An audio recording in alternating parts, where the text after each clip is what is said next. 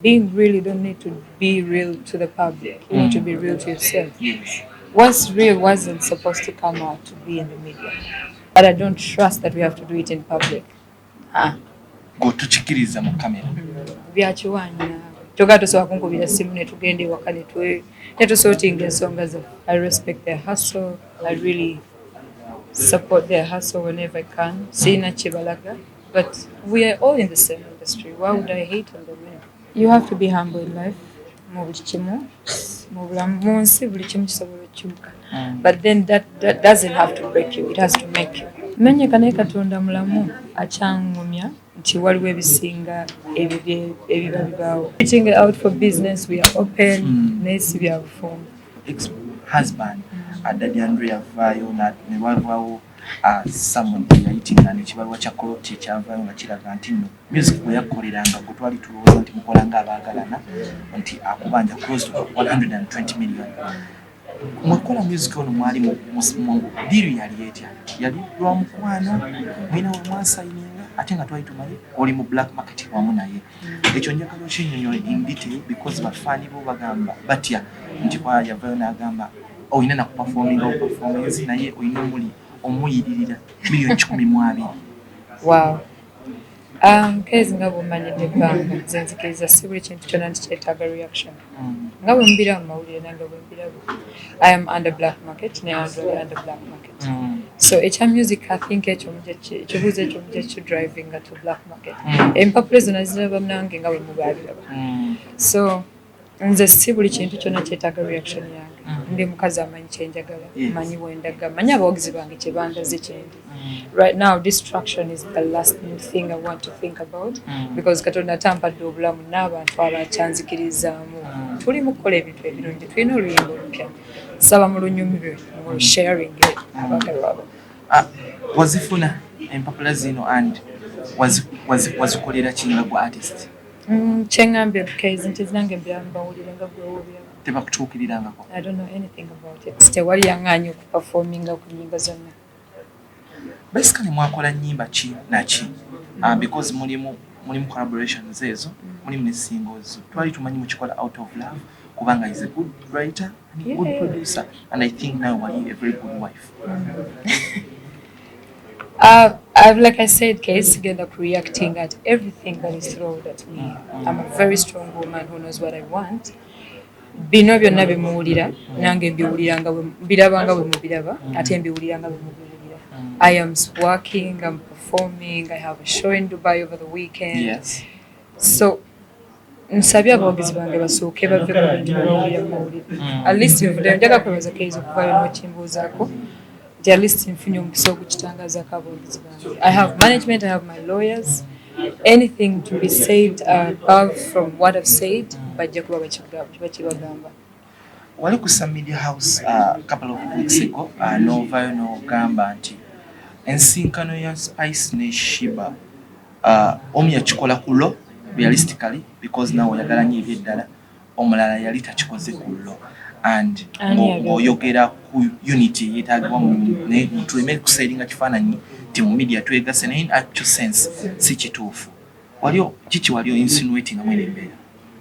I was not pointing at anyone, as I believe Case being real, you don't need to be real to the public. You need to be real to yourself. Yes. What's real wasn't supposed to come out to be in the media. Because why in all these years why never make it in the media? I don't know. Anyway, I didn't know.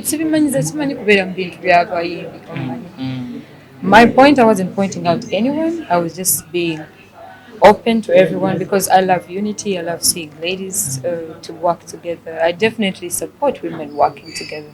But I don't trust that we have to do it in public. Go tuchikiriza mu kamera. Byakiwanya. Togato so akunkubira simu ne tugende waka ne tusorting ensonga zaffe.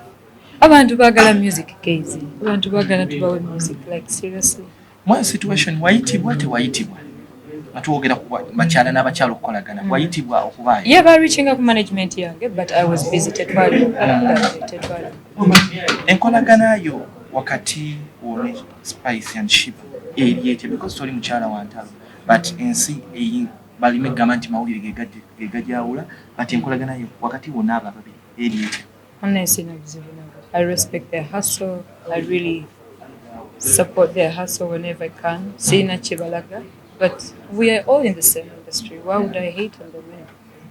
I don't compete with none. Nze ebiseera ebisingira ntambula bakono bange babayimbi basajja. So we're on a different page. Waliwo ekirumya omutwe and it beats my mind. Omuntu gwe wali osuzeko naye mu nju, omuntu gwe wali okeddeko namutwalako ne mbakadde bo.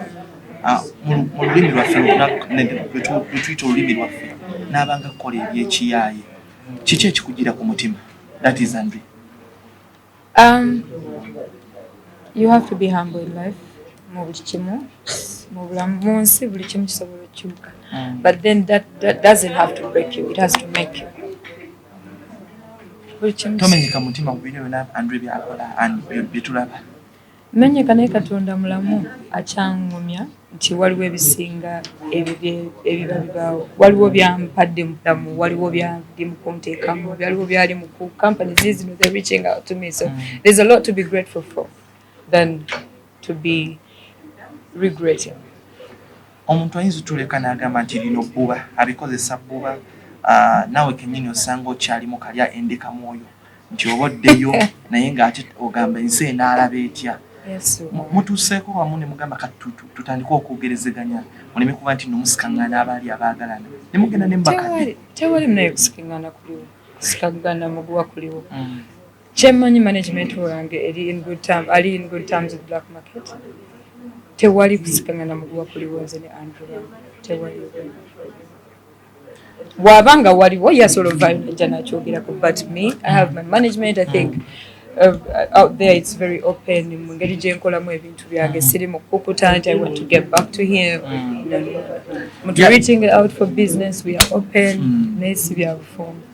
Yali si bwaki?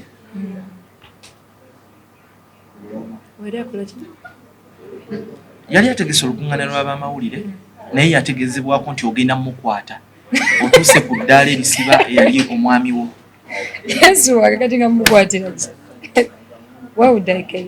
Bintu byankata. Bw'oba ontuna mu maaso ndi muntu ayinza n'okwagaliza ekkomera. This is a person gwe najjayo ne ndaga mu bakadde kyogera nali musiru.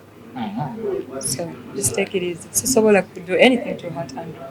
Nti ekyali kikuleetedde omukwata bintu byalimu enzirusi gye bayita emmotoka. Wateekamu amaanyi go mangi nnyo ne weegulira emmotoka. Unfortunately nti n'agikyusa mu lukujjukujju n'atwala emmotoka yo n'agitunda. Ebintu byajja mu mawulire nga tetutegedde because I have a lawyer, I have a manager, try to be handling Zengaffe. I don't know how it got into the media, but I think Wajabuza Derek more than that. Because so see the motoka ya Derek yobla erinkadde ekyo kyekka kyenjagala oba ntegedde kyenjagala otereze nti si ya Derek gye yagaba ku Serena ekyo kyenjagala straight to the camera. Are two different markets. Yanja obzanja olwo markets eri wayo ne gye yatwala enkadde yatwala never kitumusonyiwa okulu tetumuliko. It's just things management yange kye handling ngabo tetwayagala mutwala mu community work just to sort things as bawakamera wanji amasogo gampita pizza bya chejo siswala wanji newemba nebyokola mbireka utukewo bakayimba kange we kali ku YouTube. Subscribe era mukobereza abagalwa abo ngala kwebaza Katonda atusobozeza fenna okubeera wano olunaku lwaleero. Aurora yajjanga Katonda. They reached out to me because they do listen to my music and I think they've been following my brand ng'abantu, and I really want to appreciate them for loving me for that. They contacted us about the deal. Of course, me approaching a manager wange Derek. Now we're contacting that they're really good people. We met up with our lawyer. How does it feel like oli kuwulira otya kavu bangambye oli Kampala road onoonya ku 10 Okay, this is not about me kufuna muzika. I'm here for the ladies as well. I stand for the ladies to be confident in how they look and how they, feel about their skin. And this is the main reason. It's not me. I'm not about making money. ndi muntu w'abantu neeyita Ugandan Properties. I'm here to serve mostly women, but this time around it's not only women guys, n'abasajja mulimu products nyingi nabo zibasobola okukozesa ne babanga balabika bulungi. Remember, your beauty is your confidence. Akitegedde akubiri Mukama Katonda engali z'amaanyi okutekamira. So basically nina Roz avudde mu bintu tugenda welcoming ebibuuzo kimu bibiri bisatu bina naye nga twogera ku products zino naye abakulu abatutwala njagala batunnyonnyoleko kuba ndabawo wano akaamannyo Silver Fresh kano batunnyonnyoleko okasobola bulungi kuba tulina n'ekizibu nti abantu abajja bakozesa ebintu ebyenjawulo baleetera okukyuka katunnyonnyoleko. Okay, to my fans out there, I'm going to talk about the products that I've tried before you tried on myself because I want them to be legit to you as well. Remember though, we have different skin types. I've tried the soap. There's soap that can be used as a makeup remover. If you wear makeup. We're not saying if you're going to use a Aurora product, you're not going to wear makeup. You can wear it just to boost your confidence, but still, I advise you to be wearing their products all day, every day. So, yeah, it can do for ladies. I have a sajja makeup, of course. Sabuni wabe mulungi nnyo. Eddagala lyabwe lulungi nnyo as well, eyamba nnyo. Gives a very fresh breath. And for me, what works for me, ladies, is the lotion. First of all, their branding is everything, and it's very comfortable. You can move with it in your bag. Wonna zekyemmanyi keizo mukazi atagonda mubiri taliyo mu bitabo si mu mubiri. So your skin really matters. So it's a moisturizer. So abakyala mwenna bw'otagonda mubiri tolina waka. Okay, I'm going to talk about the face serum. This face serum, abakyala balina bino bya namakula, babiyita bya namakula. Ebyo kati kano kakukolera nnyo ne katereza skin yo bw'oba olina brushes obutonotono bwebikolako. Kati bw'oba olina rashes ennene tukozesa the soap and the lotion. Then tulina day and night. This there is vitamin C in it. Erimu ne anti-aging. So bw'oba obikozesa akamu ka kiro akalala ka misana. So bw'oba obikozesa olookinga so young. Bw'oba oli mukadde ng'olina emyaka nga 4 olabika wa sweet 16. Yes. Then this toothpaste bw'oba olina bintu bingi byekola si manyogoka. Ekola ne ku bw'oba olina cuts ng'omwana nga afunye kakati ku mukono oba kugulu anywhere osigako omuteekako katono ekibundu ne kikala mangu. Then nobwaba ng'ayidde nga waliwo ekimwokyeza omusigako katono tazimba nnyo. Tazimba. So we have very good products. For more information, for sure, you can come to our offices. Can I give the location? It's fine. Yeah, we are located at Cham Towers, room number 135. Tuli awo tujja kuba tubalinze tubanyonyola ebisingawo, but we have the best products. Then nekirala abalina emibubuula eminene, emibubuula, how do they call it? Pimples. Yeah, okay, pimples. Yeah. Embalabe. Yeah.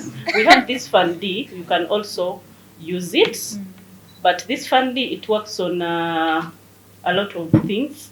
Ngambya mu COVID, it boosts immunity. Yeah, so bwoba olina namabula what pimples, yeah, tuteekako embalabe, yes, tuteekako okanyiga no teekako bw'ojja tukulaga how to use